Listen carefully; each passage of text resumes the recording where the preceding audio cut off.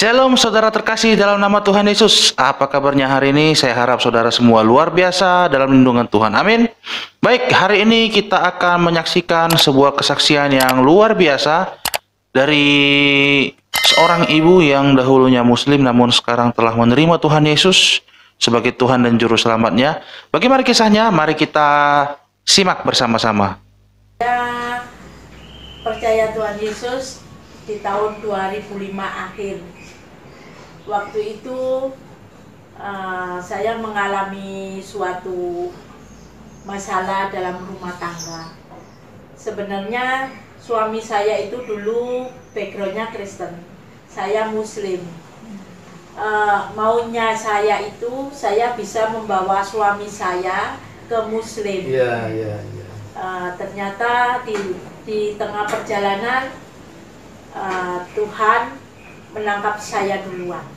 Jadi waktu saya mengalami problema rumah tangga itu dibilang gini, kalau orang Jawa bilang itu dulu itu seorang perempuan itu kuat. Jadi kuat kita ngeret ini kita itu kuat iman mereka itu. Saya juga berpikiran seperti itu. Saya dulu suami saya sempat sama saya itu pernikahan Muslim sampai 15 tahun. Nah di situ kita juga aman-aman aja di dalam pernikahan. Ternyata setelah 15 tahun anak saya menginjak SMP itu ada masalah, yaitu masalah keuangan. Sebenarnya sih keuangan itu terus berjalan banyak, tetapi itulah namanya dunia. Kita tuh senang sama dunia. Secara dunia kita tuh senang, pingin kaya, pingin senang, pingin banyak duit gitu. Jadi tidak ada puasnya. Terus begitu Tuhan memberi suatu ujian, yaitu habis perekonomian saya habis dalam titik nol. Nah di situ itu baru suami saya berdoa dan bergereja secara sembunyi. Suami saya sembunyi ke gereja, saya nggak tahu.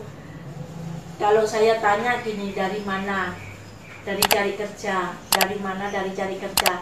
Selama 3 minggu berturut-turut. Minggu pertama, kedua, ketiga, anak saya yang kedua ngikut si Sinti. Baru di situ Sinti cerita, dan suami saya bilang gini, dan saya terserah, kalau saya bergereja, istri saya mau ninggalin saya nggak apa-apa, lebih baik saya bercerai daripada saya nggak mengenal Tuhan lagi. Oh, sampai segitunya ya? Iya. Jadi di situ setelah suami saya bergereja terus saya bilang, ya nggak apa-apa dah kamu bergereja, saya di rumah. Saya tetap menjalani keimanan saya yang dulu gitu. Lambat laun kok saya yang kepingin bergereja gitu. Akhirnya saya bilang, kalau saya ikut boleh nggak? Saya bilang gitu, gak dimarahin sama Pak Pendetanya. Saya bilang gitu. Akhirnya saya diajak sama suami saya. Di situ saya bergereja pun nyantai, kalau orang sombong lah, saya orang Muslim kok masuk gereja seenak saya gitu loh, gak ada penghormatan. Saya gak menghormati Tuhan di dalam gereja. Lambat laun kok lama-lama saya pingin terus ngikut gitu, sampai 3 bulan bergereja. Akhirnya saya memutuskan untuk nikah.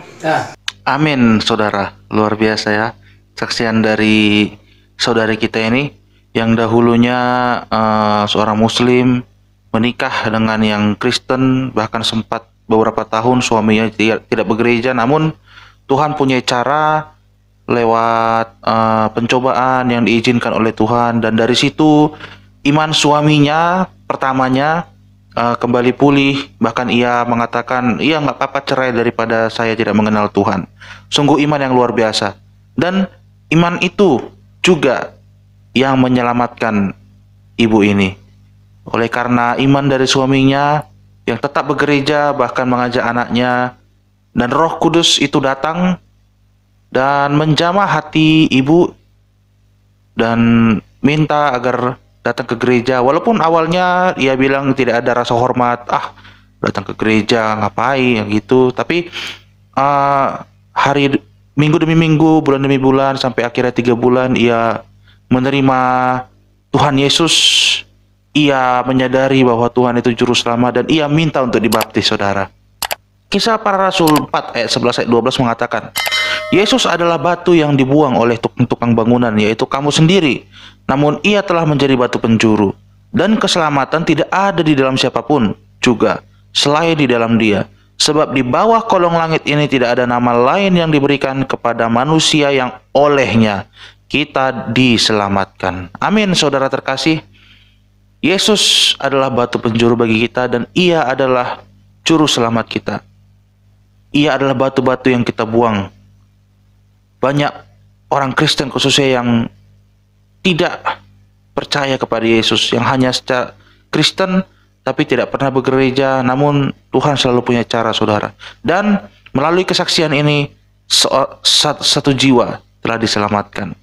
Baik, saudara terkasih, demikian kesaksian pada hari ini. Kiranya kesaksian ini bisa menjadi peneguh bagi iman kita, dan agar kita juga tetap percaya, semakin yakin kepada Yesus. Dan bagi saudara juga, tak henti-hentinya saya ingatkan, saya mendorong saudara yang sedang bergumul, yang ingin menerima Tuhan Yesus sebagai Tuhan dan Juru Selamatnya melalui kesaksian ini.